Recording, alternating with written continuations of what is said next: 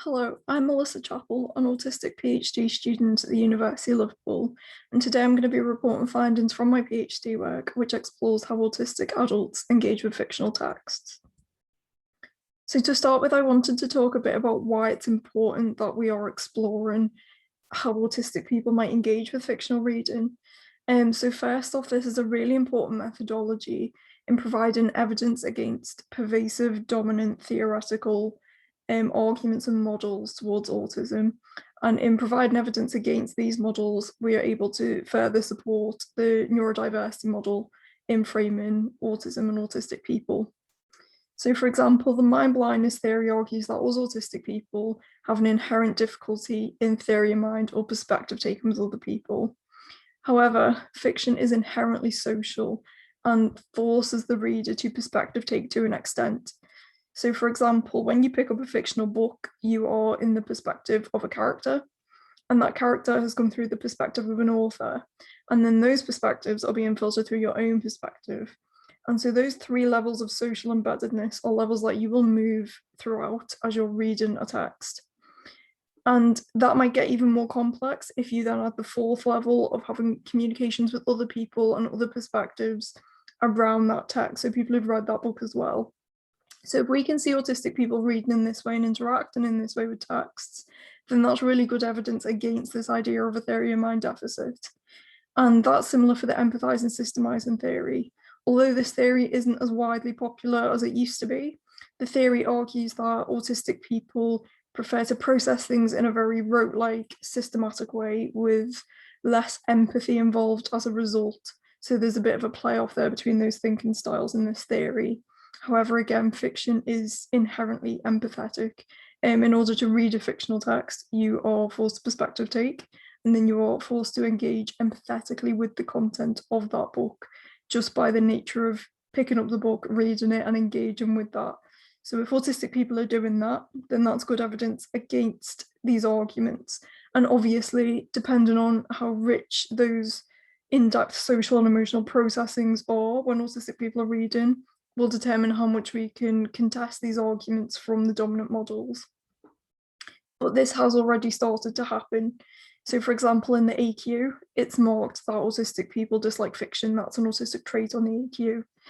However, there's no evidence to back this up, and it is assumingly based on the fact that the ES theory, the empathizing systemizing theory, would argue autistic people would prefer non-fiction because that can be systematically engaged with in a very rote fact learning way. However, research by Barnes, where autistic people were showed theoretical texts, so descriptions of texts that didn't exist, and asked what they preferred most. The research found that autistic people, when the content was social, prefer fiction and non-fiction equally, and so that might be true of autistic people in general, that there's just an acceptance of both forms of texts.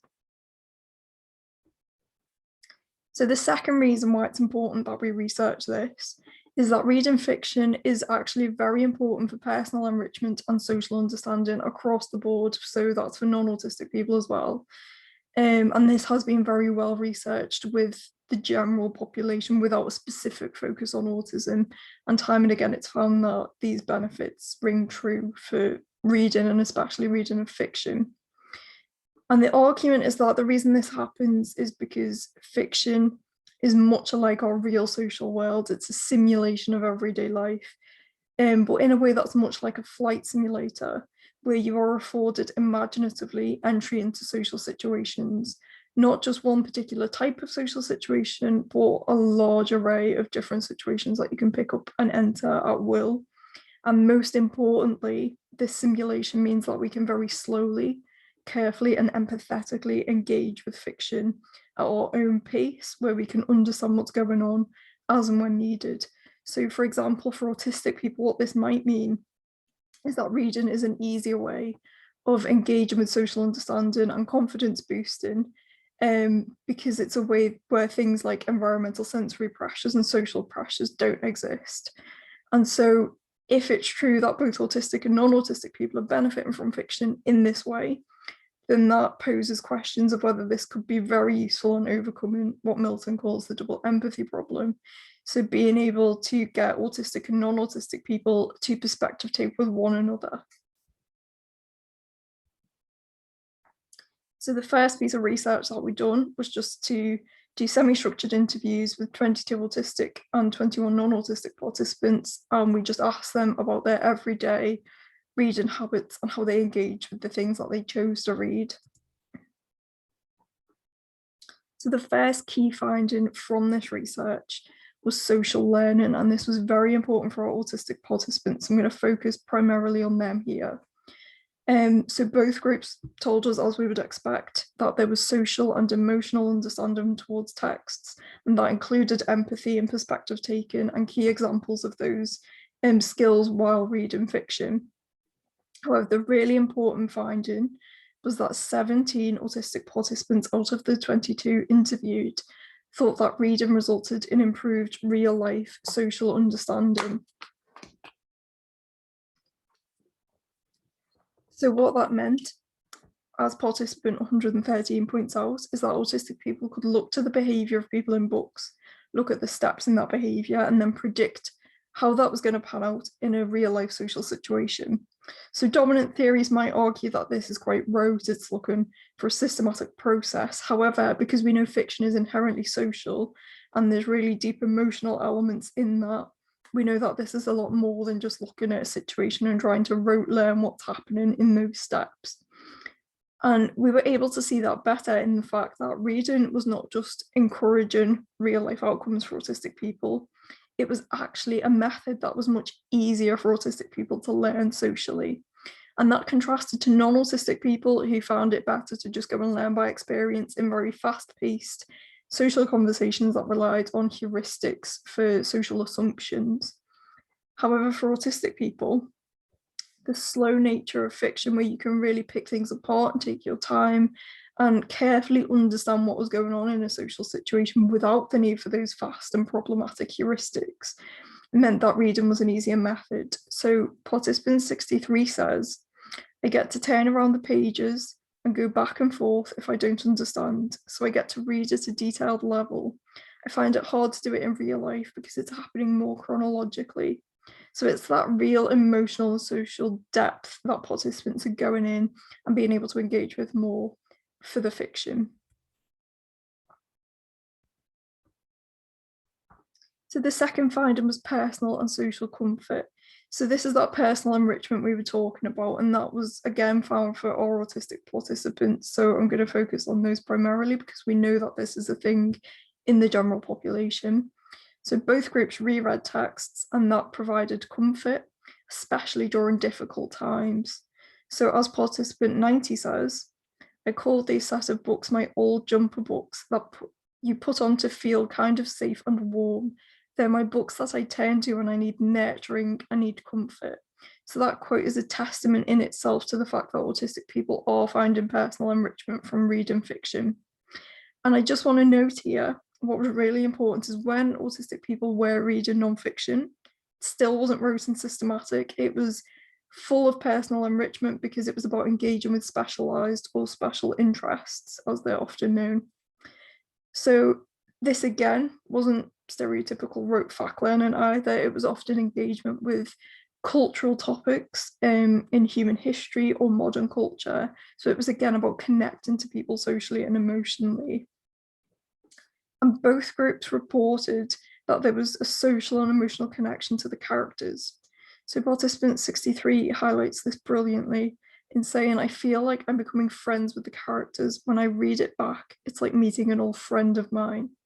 And this relation of a character as a friend was made by multiple participants, and this was spoken about to us as though it was of more importance to the autistic participants, because it meant that if the participant was feeling overwhelmed and didn't want to be going into a social environment or dealing with social pressures in human interaction, then the fiction became a way of getting that really comforting social connection with the character that felt just like a friendship when maybe social interaction was a bit more difficult.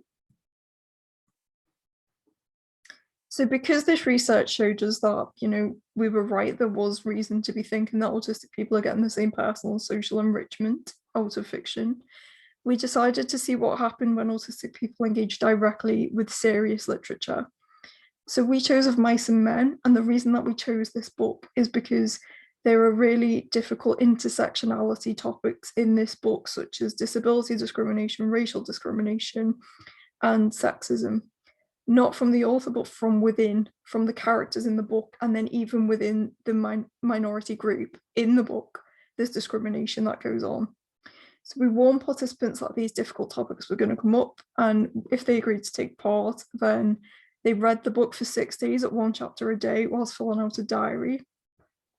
And then on the 7th day, we asked them to do 3 writing tasks. So that was a letter to a character of choice, a letter to an author, or rewriting the ending, as the 3rd task was an option if they so wanted to. And for the diary study, we had a total of 15 participants, 8 of those were autistic. However, this was part of a longitudinal study to begin with, where we had 8 participants, so 4 autistic, 4 non-autistic, and what we said was invited those to join as 8 pairs, so 1 autistic person, 1 non-autistic person in a pair, and they would come once a week for an hour for 4 weeks and talk to each other about their diary responses to Of Mice and Men. So first of all, I'm just going to focus on what came out of our 8 autistic participant diaries in relation to Of Mice and Men. So the first finding was direct emotional responses to the text. So participants tended to spontaneously respond with strong emotions to particular moments in the novel, whether that be a situation or a character. And in these moments, we saw really deep and rich levels of understanding and empathy towards the novel and the characters. So participant 23 here says, "I was really sad that Lenny hurt the puppy. I knew he would. We all knew he would." So Lenny is a character who's disabled. He's one of the main characters in the novel. All participants concluded that he seemed to have a learning difficulty. And what happened here was that Lenny had accidentally killed a puppy. And so here we've got a really complex piece of evidence when we talk about literary analysis of this type of response from a participant. So we've got the fact that the participant felt a direct emotional difficulty to that event of sadness, in spite of the fact that the participant knew that this was coming. And so that balance of the pain in spite of knowing what was coming is quite a difficult thing on a literary level for a reader to hold in mind at once. And so this call at the end to "we all knew" is a way of very empathetically using syntax to pull those difficult emotions together and feel through that in a really deep way. Similarly, when we look at literary analysis, another syntactical way that participants will often show a really complex and deep empathy is using metaphorical language. Now, we know that that's something autistic people are often seen as we're not capable of talking in metaphors. However, participant 11 shows brilliantly that we got the exact same metaphorical, strong responses from our autistic participants. Participant 11 says about a chapter, "It was a little bit like a car crash in slow motion. From the first couple of lines, it's obvious what's going to happen." So again, this was about the participants seeing what was straight ahead and feeling that slow burn of the pain from what was coming anyway. And similar to participant 23, this was held together this time with metaphorical response, which shows the empathy to the text. The next finding is that autistic participants were brilliant at holding in mind more than one thing at a time while reading, and this is something that serious literature requires from its readers. So, for example, George is the other main character in the story, and he is often very loving, caring, and kind towards Lenny. However, at times he's also very cruel towards Lenny as well, and all participants notice this. Now, the really big difficulty is that Lenny is constantly loving and caring towards George, so when George is cruel, there's no reciprocity there. And so participants find it quite difficult to engage in thinking about the fact that George is both quite a loving and kind person in offering care and support for Lenny, but also very cruel in the fact that what he does hurts Lenny. And all participants, as you'll see with participant 20 here, were brilliant at not simplifying that down and trying to pick one or the other to feel for George, and instead just accepting that their thoughts and feelings for both situations were true. So this is in where participant 20 says, I feel very sad for them both. The participant is not just picking one character to feel for, to easily simplify down those complex thoughts towards George. Instead, it's taken on board both perspectives of the characters through both thoughts from the participant's own response. So in order to be able to do this and hold in mind these very complex competing feelings and thoughts for a character, participants have to be able to understand subtext. And our participants were great at this. So for example, being able to understand that George is under a lot of stress and will maybe later regret the way he treats Lenny. So participant 27 showed this in a very rich way, and this was during the writing tasks. So participant 27 was writing as themselves, to the character of Carlson about the character Curly. So participant 27 says, even standing next to you, Carlson, Curly's lonely without feeling lonely, which perhaps is the worst kind of loneliness, because he never felt whole enough to feel empathy. So this character is not just seeing the absence of a feeling, but that really strong sort of lack of human experience in not being able to feel human connectivity, and in that a sadness that that character is not able to enjoy that natural human experience. And that level of subtext understanding requires a lot of empathy and perspective taken with a multitude of characters to be able to pull that through. And then just quickly, I wanted to show how these things came out in the discussions between participants. So what we call overcoming here is being able to hold those things in mind, more than one, without simplifying it down and giving into the urge to just make things quite quick and easy. So our autistic participants were actually very, very good at not overcoming in a way that oversimplified, but instead overcoming in a way that allowed the more than one. And that's because autistic people naturally pay more attention to detail and will very slowly and carefully process social and emotional information.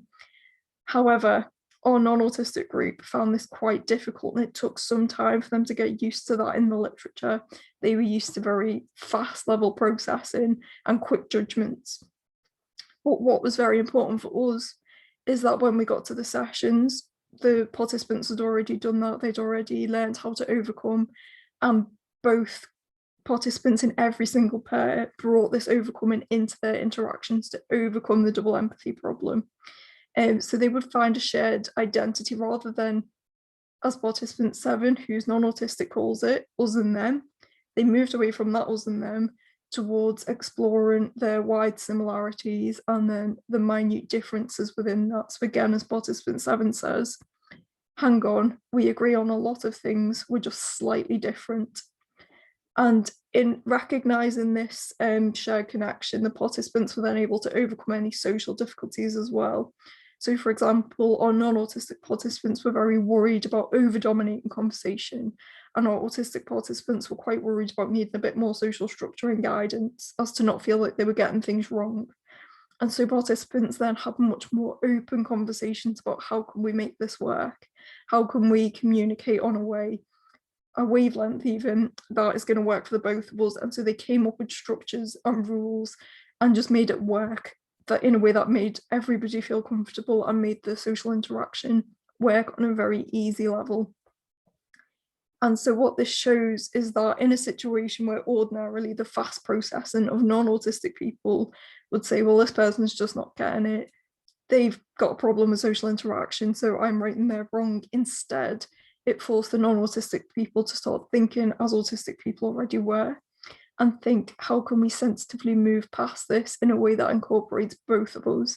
And in doing that incorporation, they were able to see that actually they're not that dissimilar as people, and move towards a human being framing of their identities.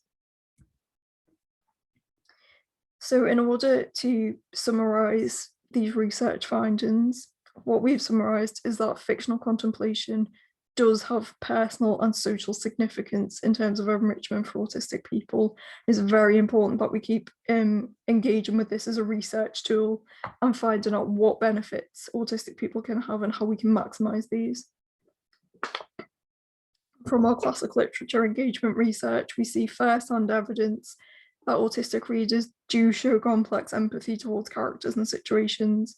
including difficult situations where these feelings are competing, and also shows that theory of mind abilities are very rich and in-depth for autistic people and not at all a deficit.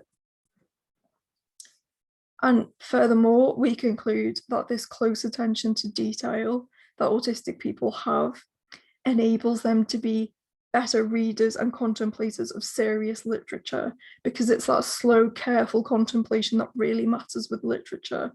And so it's not just rote rule-based formulations happening for autistic people, it's a very deep empathy. And this is important in social interaction because it means that autistic people are interacting in a social way that is much richer. And so again, the social difficulty observed amongst autistic people typically within the double empathy problem, where it's seen as autistic people take too much on in a situation, too much detail, is actually very advantageous. And it could be that contemplation through literature enables autistic people to practice that, taking on a lot of information in order to hopefully prevent social overload in everyday situations. But what we really need to be thinking about on a level of trying to prevent the double empathy problem on a wider scale is how we can get non-autistic people to start thinking this way, to stop relying on very fast formulations and heuristics of judgment, and instead get non-autistic people to also engage in this very slow, creative thinking towards social situations. And of our participants who took part, everybody reported at their final interview that it changed their view towards others. They were now very slow, careful thinkers in framing things and framing other people's perspectives. And one's recently been in touch with us to say that in their everyday life, they're now finding it much easier to engage with different others, so anybody with a different perspective, because they're really taking the time and care and thinking through. So I just wanted to finish on Joanne Lindbergh's poem, What is Poetry?, where Joanne has gone to the National Autistic website and taken their page, What is Autism?, and replaced autism with poet. So this snippet says, some poets say the world feels overwhelming, and this can cause them considerable anxiety. This is another reason why taking part in everyday family, school, work, and social life can be harder for them. The real cause of poetry is still being investigated. And I'd just like to say that I think it's a real shame if psychology continues to focus on cause and treatment of autistic people, when we could instead be looking at their innate humanness, how to make our lives better, and also how we can flourish as poets who are very attuned to the social world in a unique way. So here are my contact details. You can email me on melissa.chapple@live.ac.uk, or you can follow me on Twitter @melissachapple. I'm happy for anybody with any inquiries to get in touch. And I'd just like to thank our wider research team, Rhiannon Corcoran, Phil Davis, Josie Billington, Sophie Williams, Joe Anthony Myrick, and Cassie Ruddock. Thank you so much for your involvement in this project, and thank you all to the audience for listening.